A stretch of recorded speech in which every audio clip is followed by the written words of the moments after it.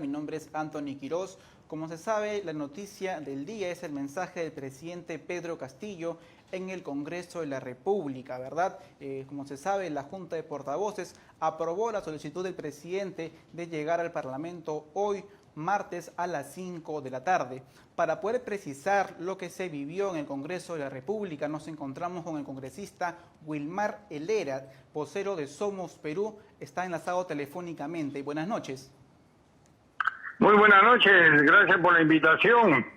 A usted por su tiempo, congresista. Por favor, coméntenos qué le pareció el mensaje del presidente Castillo entregado hoy exactamente a las 5:02 de la tarde. Ha generado expectativa y mucha esperanza en la población porque ha tocado varios temas importantes en los cuales se está pidiendo la unificación de los peruanos sin ideología.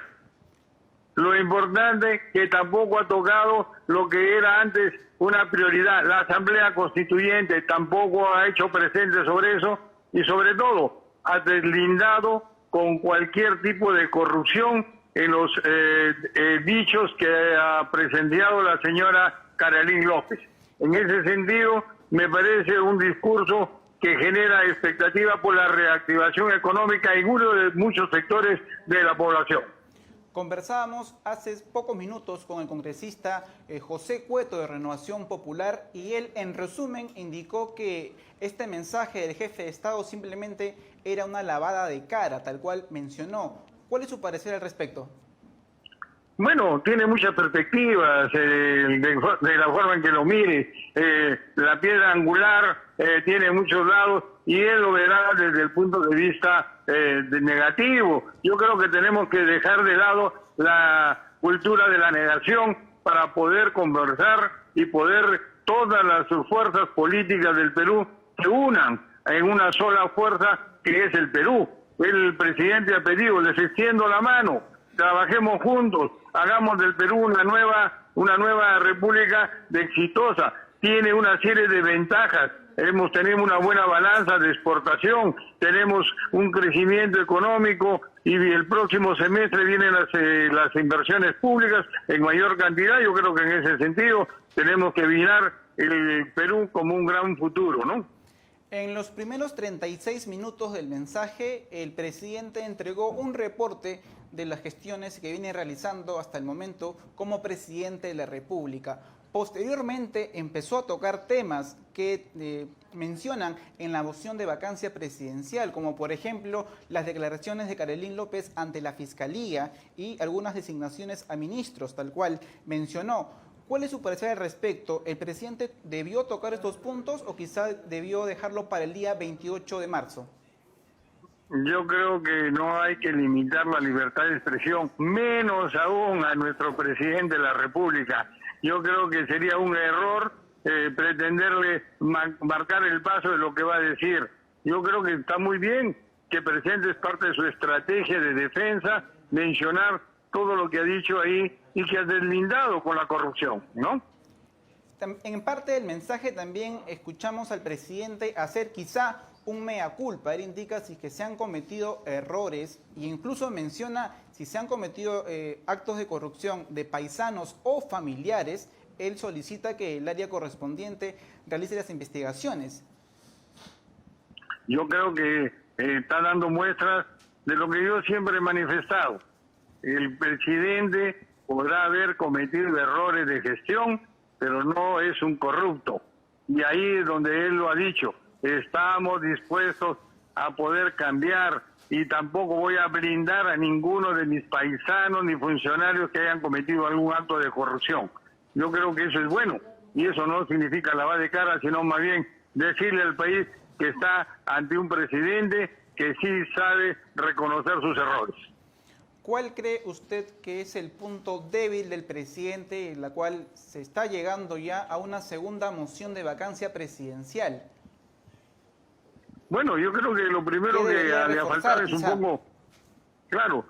poco de falta de comunicación con la prensa. Ese es uno de los grandes problemas, no saberse comunicar al pueblo para que decir todo lo que ha dicho hoy día. Debería haberlo ido diciendo mes a mes a fin de que la población esté informada de cada uno de los logros de este gobierno. pero si no le dice nada a través de la prensa del Perú, hoy día sí se ha podido enterar, no solamente la prensa nacional, sino también internacional, sobre los cambios que está haciendo o lo que está proponiendo el presidente de la República. Y otro de los errores es no designar ministros que tengan realmente el perfil adecuado para cada uno de los ministerios que están trabajando con él. Si bien tocó, como hemos mencionado, tocó ciertos puntos, temas que indica la moción de vacancia presidencial para que lo pueda aclarar en el mensaje entregado. Por otro lado, no tocó, por ejemplo, temas referentes a estos ascensos cuestionados en las Fuerzas Armadas. Bueno, yo creo que en ese sentido la investigación es la mejor forma de poder deslindar. Él ha dicho, el tiempo es mi mejor arma en la cual voy a demostrar mi transparencia y mi honestidad en el cargo que me ha encargado el pueblo peruano, ¿no? Por otro lado, congresista, la señora Carolyn López es una aspirante colaboradora eficaz, ¿verdad? Entonces, ella, para llegar a ese punto, ella tiene que entregar pruebas referente a lo que ha indicado. Si finalmente, en un caso, el presidente no estaría involucrado en actos de corrupción, ¿qué busca la señora Carolyn López entregando esta información a Fiscalía si finalmente no tendría pruebas? Bueno, parecería que está negociando menos años de cárcel, ¿no? Porque hay muchas etapas en las cuales, con lo que ha pasado en el puente Tarata 3, es suficiente como para que ella pues asuma una responsabilidad y un delito ante la justicia peruana, ¿no? El presidente Pedro Castillo también se refirió en el mensaje a este supuesto doble discurso que él entregaría ante la población y otro mensaje ante Fiscalía, referente a si conoce o no a Carolyn López y se ha reunido con ella o no para hablar de temas de trabajos de información de obras. Claro, él reconoció que la verdad se la daba a la autoridad peruana, no al periodista, eso es lo que nos ha querido indicar. Yo he dado la verdad ante las autoridades peruanas y eso es lo que ha manifestado, ¿no? Frente a esta sesión que se va a dar el 28, este debate, frente a la vacancia presidencial, en honor a la verdad, ¿cree que ha causado que algunos parlamentarios que están a favor de la vacancia cambien de opinión? Yo creo que no sé si irá a hacer eso, pero lo que sí sabemos es de que es muy difícil que lleguen los 87 votos para que lo puedan vacar al presidente de la República. Se han hecho las coordinaciones, los mismos parlamentarios de Fuerza Popular saben que no tienen los 87 votos para vacarlo, pero de todas maneras han querido que el 28 de marzo el presidente esté en el hemiciclo atendiendo las preguntas que se le han hecho, ¿no?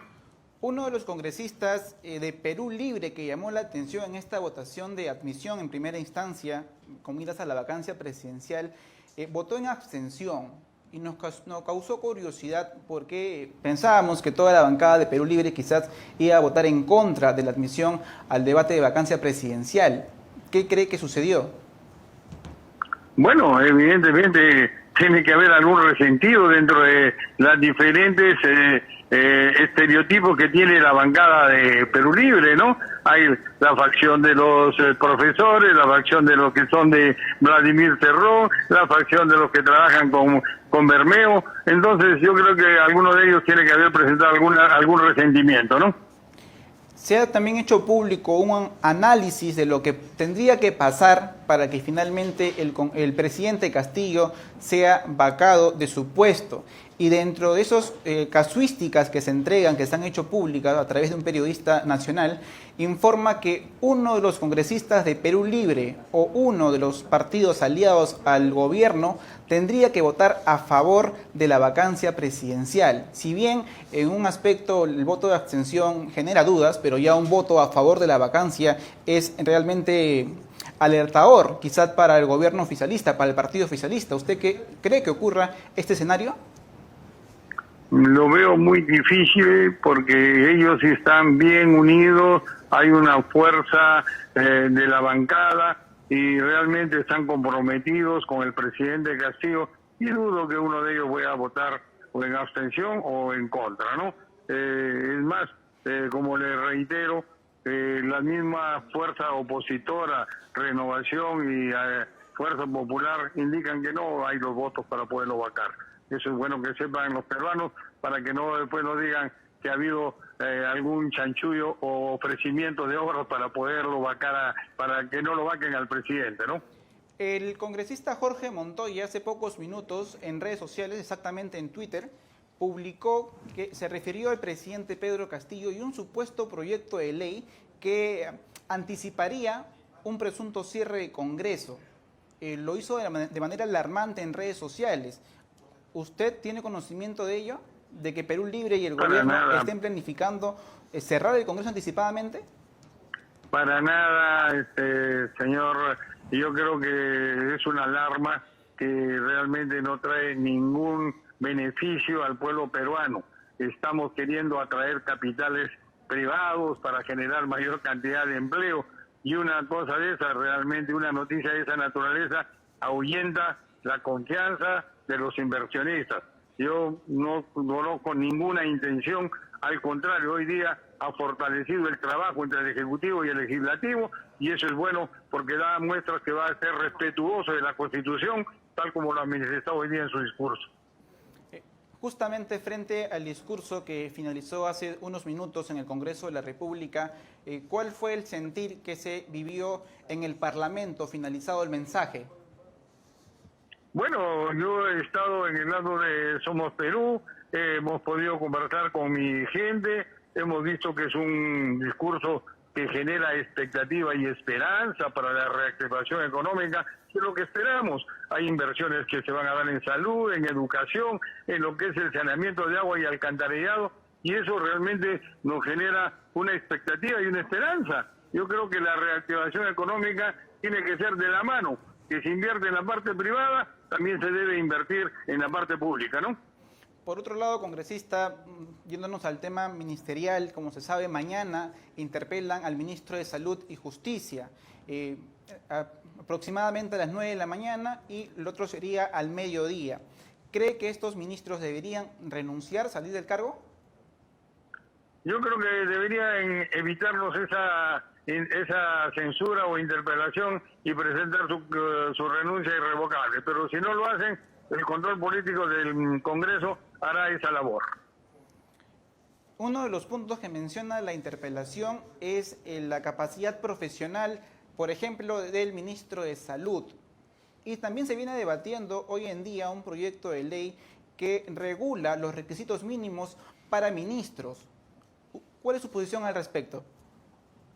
Bueno, evidentemente está el presidente respetando la Constitución del Perú para designar a los ministros cuáles son sus requisitos. Sin embargo, están queriendo poner algunos prerequisitos más, con lo cual estarían quitándole la potestad de que pueda el presidente designar a los ministros tal como está estipulado en la Constitución. Yo creo que en ese sentido hay que regular ese proyecto de ley para que no se vea que el Parlamento quiere manejar al Ejecutivo a su antojo. Debemos nosotros armónicamente analizar este proyecto de ley para que tanto el Ejecutivo como el Legislativo puedan tener los ministros que administren el dinero público en mejores condiciones y no tener ministros que recién vayan a aprender de minería, de agricultura o de vivienda, ¿no? En ese sentido, yo creo que debemos trabajar en armonía el Ejecutivo y el Legislativo para ese proyecto de ley hacerlo mejor. O sea, sobre todo poder reforzar los requisitos para que las personas que tomen los cargos públicos sean personas idóneas, ¿verdad? Como recordamos, se cuestionó mucho también la designación del señor Salaverry como presidente de Perú Petro, la cual finalmente renunció y también forma parte de los puntos mencionados en la moción de vacancia presidencial. Claro, pero usted entenderá que esos 18 puntos son puntos débiles, ¿no? Lo de la traición a la patria, totalmente débil, ¿no? Ya el mismo presidente hoy día se encargó de decir, nunca he hablado de soberanía, nunca hemos hecho ningún trabajo, ni hemos enviado nada a favor del mar de Bolivia. El otro es el artículo 113 de la Constitución, en el cual ponen incapacidad moral y permanente. ¿Acaso porque tenga 60% de intención o de despropósito con la población contra el presidente es motivo para vacarlo? No hay ningún motivo, no hay ningún artículo de la Constitución que diga que por tener 60% de gente en contra del presidente hay que vacarlo, ¿no? No, claro, definitivamente hemos conversado con especialistas y coinciden en que los puntos importantes, fuertes de esta moción de censura se basan en las declaraciones de Carolyn López ante Fiscalía e involucran al presidente en una presunta red de corrupción criminal involucrada también en el MTC. Es el principal punto, ¿no?, de esta moción de vacancia presidencial. También se habla de este gabinete en las sombras que entrega información, asesora al presidente, antes de repente como prioridad que sean los ministros del Consejo de Ministros. Bueno, usted comprenderá que lo mismo se aplicó al expresidente Vizcarra. Hubieron testigos colaborativos que dieron una serie de denuncias y mire, hasta la fecha, más de casi 2 años, hasta ahora no hay ninguna denuncia fiscal, no hay ninguna imputación contra el presidente Vizcarra y no queremos cometer el mismo error por aplicar un artículo de la Constitución que es totalmente manoseado con lo que es la incapacidad moral permanente del presidente, ¿no? Justamente cuando hemos entrevistado a especialistas en el tema, abogados, especialistas en temas de Constitución, ellos informan que se está tomando la vacancia presidencial hoy en día. Como sabemos, es el tercer presidente, Pedro Castillo, en la cual accede en un proceso de vacancia presidencial y quizás se está tomando como un control político personal la vacancia presidencial. Yo creo que deberíamos dedicarnos a trabajar y la agenda política de los congresistas, en el caso mío, un congresista piurano, hasta ahora no podemos desarrollar nuestra agenda, nuestros compromisos electorales con la población piurana, porque hay este constante enfrentamiento al Ejecutivo y el Legislativo. Yo creo que ya deberíamos parar y dejar de hacer esta gimnasia política de quererlo vacar al presidente cada que se les antoje, ¿no? ¿Cree que el punto fundamental de esta moción de vacancia, que es incapacidad moral, no está bien regulada? Bueno, ¿debería reformarse quizá a través del TC? Yo creo que debía regularse esto, ¿no? Debería regularse, pero evidentemente no hay la voluntad política. El mismo presidente ha dicho, he mandado un decreto supremo en agosto para evitar la vacancia presidencial y la disolución del Congreso, y ahí está guardado en Constitución. Nadie le ha dado vuelta a ese proyecto de ley, lo cual nos permitiría tener una tranquilidad, tanto para el presidente como para el Congreso. Pero ahí lo tienen, y esa es una iniciativa del Poder Ejecutivo, ¿no? Congresista, para finalizar, se hizo público también esta publicación de el premier Aníbal Torres, donde se refiere como basofias a personas que estarían detrás de esta vacancia presidencial. Como se sabe, se ha hecho público la información que presuntamente la señora Carolyn López habría tenido contacto con el premier Aníbal Torres.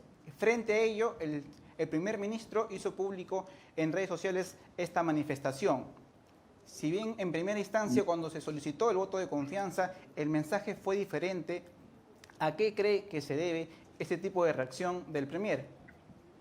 Bueno, yo creo que el premier no tiene mucha correa, que digamos, ¿no? Me parece que le ha molestado esos 76 votos en el cual aprueban la moción de vacancia. Quizás por eso ha reaccionado de esa manera, ¿no? Pero yo espero que vaya poco a poco retomando la tranquilidad y la serenidad, porque tenemos que ver un buen trato armónico entre el Congreso y el Poder Ejecutivo, y no es bueno usar ese tipo de adjetivos. Perfecto, muchas gracias por su tiempo, congresista.